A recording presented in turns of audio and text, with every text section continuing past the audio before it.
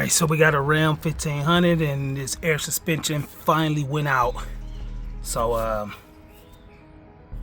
we already took the wheel off. I'm gonna show you and go over the suspension that I chose. I tried to get the suspension from Order the One from Air Delete, but because of the tariffs, they said they're not sending any.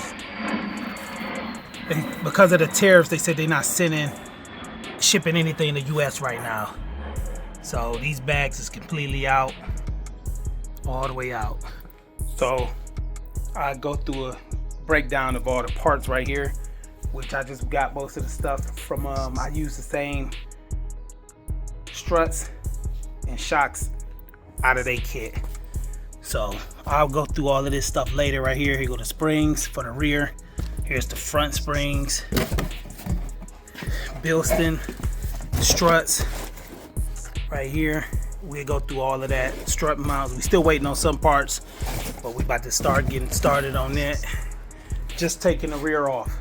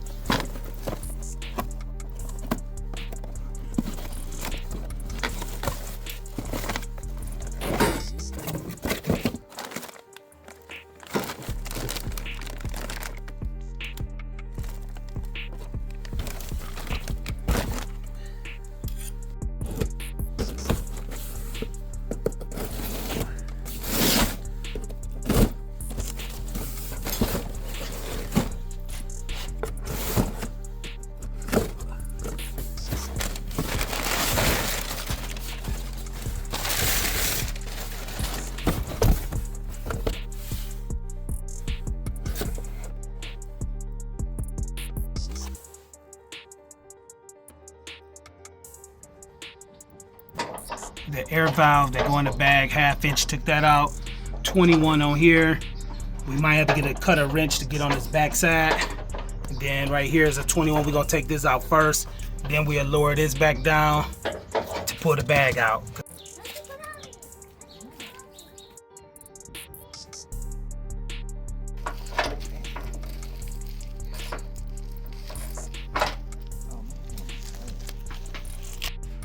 So we got the spring out.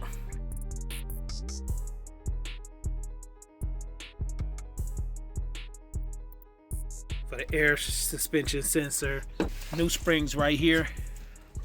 That's the bag, new springs. Got the isolator. Where is it at? Oh, the isolator right here. So we just gonna slide this in.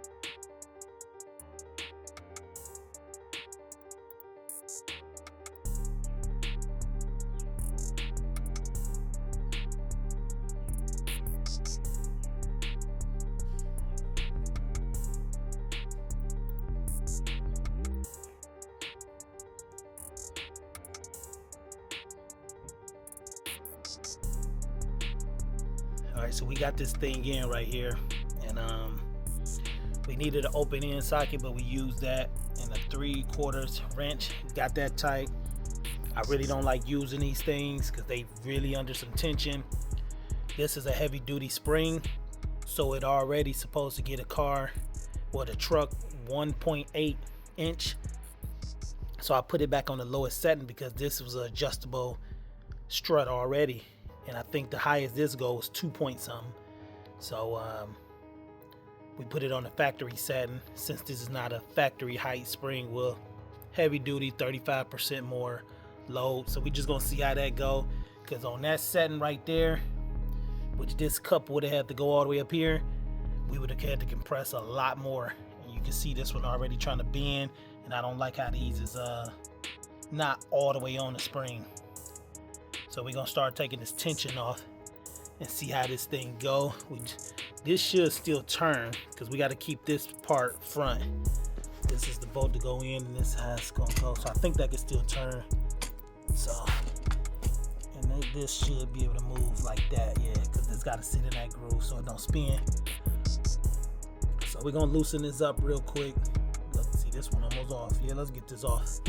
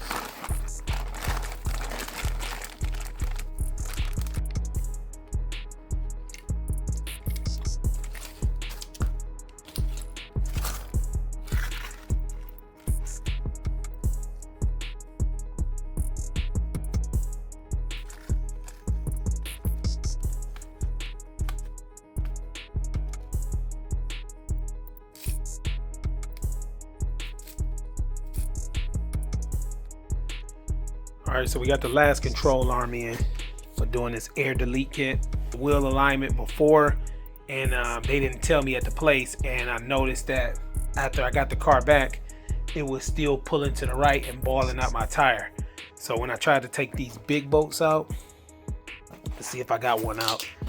See, one got stuck in there, and that happened on this one also, so I had to cut that off, and then we got one out. So where's the damn bolt at? Oh, control arms was bad. We swapped the brakes out. They were super rusty. I don't know why. Maybe salt got in them. I don't know. All the bags is out. This spindle is still good.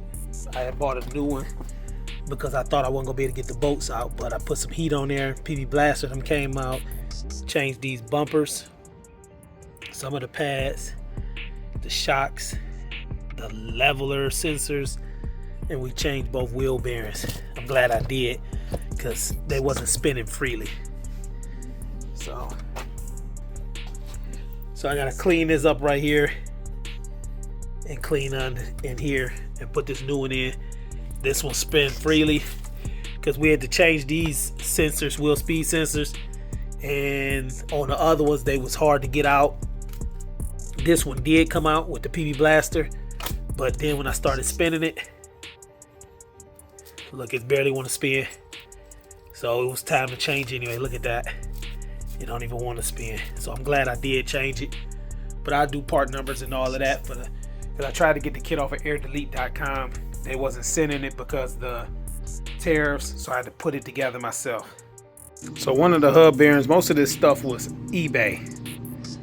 Most of it was eBay. I think eBay still got a better, they've been out longer than Amazon. So I think they handle the compatibility of car parts a little better than Amazon. Amazon getting there, but I think eBay a little better. I like Amazon because of that Prime. You can get stuff faster. They shipping is slower than Amazon, but they've been doing it for a lot longer, so you can definitely get the parts. But here's one of the hub bearings right here, and I got that off of eBay. And that was probably like, I think this one came off of Amazon right here. Yeah, this one came off of Amazon. I'm trying to see, do we got a number on here? I don't know if we got a part number or not. But yeah, we got this one off of Amazon. And it was about about $50. I paid a little more for this one because I tried to get it faster. But it didn't make it in time. But like $50-something, if you go on eBay, you can get like 2 for $80. But I paid like $50 for this one separate, and then the other one I paid about $40-something on eBay. That other one I just showed you. The brakes, pads, got that off. That was off of eBay. Some ceramic brake pads, the rotors. I don't got that box no more. But what was this? This was the strut mounts, part number for the strut mount. Got those off of eBay.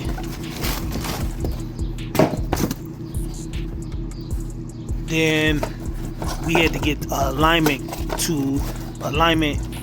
kit because I had to cut that bolt out. That was like $55, and that's the part number for the alignment kit for the lower control arms.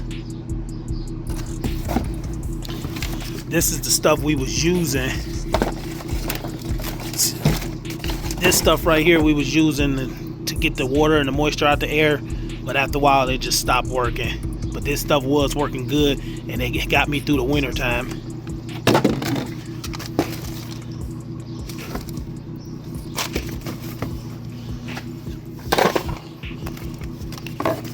The part number for the Bilstein shocks for the rear, the B8 5100. That's the rear, and then the front part number. That was the only thing I could copy from their Air Delete website. And here's the rear. I mean the front. This is the front right here, and that's the rear. And I got these off of eBay. Front springs, I got them Dorman. And that's the part number for them. And the two, I had a 21. I bought a brand new 21 from Harbor Freight just to cut in half. And that's how you get that I had to cut it in half with like a grinder, and that's how you get to that upper bolt for the shock in the rear. Yeah, the lower control arm, one of them was squeaking, which was probably this side, the driver's side, squeaking like crazy, and it was just done. And I got those off of eBay also. I think they about $80 something a piece. Of course, if you buy two at the same time, it'd be cheaper, but I was just buying piece by piece, trying to save the most money. So get those two, and then I bought new sway bar links. Them be like about $20. I think I got that off of Amazon, because I had to cut one of them out, something like that. So most of that stuff, we about to throw that in the trash. That's the rear shocks, the front bags right there. So yeah, most of this stuff gonna go in the garbage anyway. So yeah, with this setup, I'm at off-road 2. I'm a little higher than off-road 2, so I was cool with that. I think the rear is like 42 inches and the front is like 41, so it's cool. Oh, and I forgot, we bought a spindle. The reason I bought a spindle was when I took the other one off, I had seen all this corrosion in there, and I couldn't get the wheel bearing off at first. So then I wound up putting some heat on there and PB Blaster on these bolts, because I couldn't find the replacement bolts of these. And some of them was like $60, $70 for these 3 bolts. So I was able to put some heat on there, PB Blaster, got them out, soaked them in some oil for a couple days, and they came straight out. So I was gonna send it back, but I was like, I got it. It was new. So when we did the other side with the wheel bearing, we took it out and we grinded all this stuff out real smooth, like whatever the stuff is, and we put grease in it. Yeah, we grinded it out, made everything smooth with a sander, and got all that stuff cleaned up. But this one is still cool right here, but we just kept this one because nothing was wrong with it, just got to be cleaned up. And we kept the other wheel sensors, got 2 front speed sensors from that kit I bought, which was like $44 off of Amazon for all 4 wheel speed sensors, and that light went out. The grease I was using was this right here, this full synthetic grease. Then some of the other grease, well, we had to use, I don't really want to open this, but it's that red tacky Lucas grease, and then this is for the brakes, the silicone stuff for the brake. I don't want to open it up because I ain't got the caps on it, but we definitely greased the hell out of every bolt.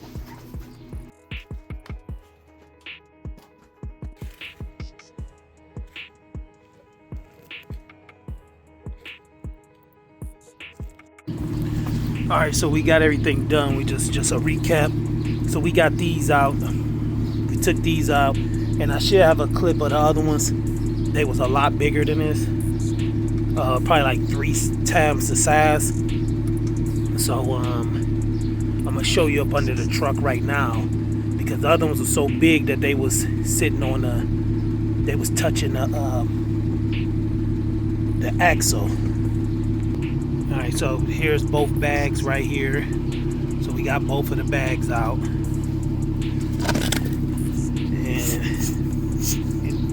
we're gonna get the compressor and all that out later. But yeah, that's both bags. I think this bag is the one that was probably causing the most problem. This was on the left side, because it always used to leak on the left side first.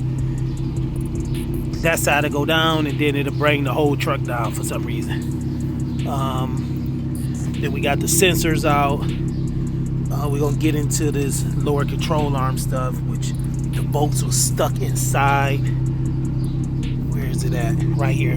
I couldn't get that bolt out for nothing. Sledgehammer, all that, so we had to cut it out. And wheel bearings need to be changed, because I needed to change speed sensors. And where is it at? This one, I was able to get it out with some PB Blaster sitting on it. So that one came out, but it didn't spin freely. So I got 2 of those. This one definitely needed to be changed because it just broke in there.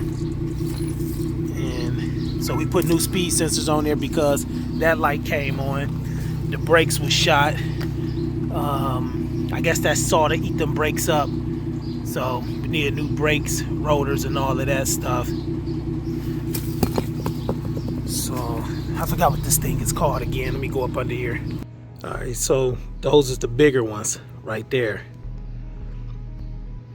And they was touching on there. So they said you need at least inch or an inch and a half from that to get a good ride, because it was getting real bouncy. So I added these cups right here. I throw the link in on Amazon. These is 2-inch, and they went in real good and gave me that 2-inch, so this can be off. And it brought the back up because my front was a little higher in the back by like an inch and a half. So now we got the back up 2 inches. The front could get adjusted, but we're gonna leave it like that. So I've already tested it with 720 pounds of cement in here, and it dropped down 2 inches. I might get them airbag helpers, or later on, the rear is easy to do. Later on I might get a little stronger spring. This one was stronger. I'm gonna add that in the clip than the stock. Well, not the stock was more than a stock spring. So but yeah, this was a big difference, these right here. So these just twist out, and what I did with that is I sprayed a little water on it, like soap water, and then I put something up under there, that wheel bearing, and jacked it up, and then it pushed it in. So they've been good. So yeah, I wrote the prices down real quick, pretty close. Some of these prices ain't the same no more, because I was working on this thing for like almost 3 weeks, almost a month. So some of these prices have already changed due to them tariffs and stuff. Some went up, some went down. So the control arm, one control arm was $103, hub bearing was $53, knuckle was $110, the brakes came up to $244, strut mounts was $52, rear springs was $178, rear shocks was $205, front struts $280, bump stocks $30, isolators $39, control arm was $88, ABS sensor was $40, that Amazon wheel bearing was $70, the adjuster bolts for the lower control arm was $41, sway bar $24, front springs was $257, wheel alignment cost $120, the wheel spacer $41. I needed a bracket for the caliber because that got stuck, like $30 I think, and I paid about $20 to grease, so about $2,000 I'm gonna say for all of that stuff. Air delete without the scanner to get that suspension light out or whatever was $19.48, because now you can get it from them. But I just went on their website, they asked for an EIN number, or they might ask for your social. I don't know. What's this stuff right here? And it was like some beefier springs, because you got the option to pick beefier springs and stuff like that. And that's all I was gonna get for the $19.50. So if you add that other kit, because it says starting at 16, but once you start doing the beefier springs and the height level to match the back, which I did myself because this is adjustable, this strut is adjustable, so I didn't know what springs they chose and mounts and all that, so that's why I just got my own stuff. And I just kept doing the research and get the heavier dutier stuff from like Dorman and all that. But I did want the springs. And what I can say is, in Off-Road 2, the truck is bouncy with the air suspension, but this one is smoother. With the setup that I got, it's smoother in Off-Road 2, even on the freeway, all that. Like the freeway you couldn't get in Off-Road 2 with in the car. You couldn't even do Off-Road 1 over 40 miles per hour, it'll drop down. So due to gas mileage and stuff like that or whatever. But the ride is super smooth now. Going over train tracks, I didn't think it was. but the setup that I chose, even with those spacers, is definitely smooth. Yeah, with the spacers, and I think with these being new, it helped me with my gas mileage. I'm up like 2 miles per gallon from not having the saggy springs and shocks or whatever, and them wheel bearings was sticking. So with the better suspension, I'm up about 2.5 miles per gallon, and that's on the street, not even the freeway. It hasn't even dropped, and so that was a cool increase. Definitely smooth, but you definitely got to get those bump stocks off of that axle, and it can't be on there.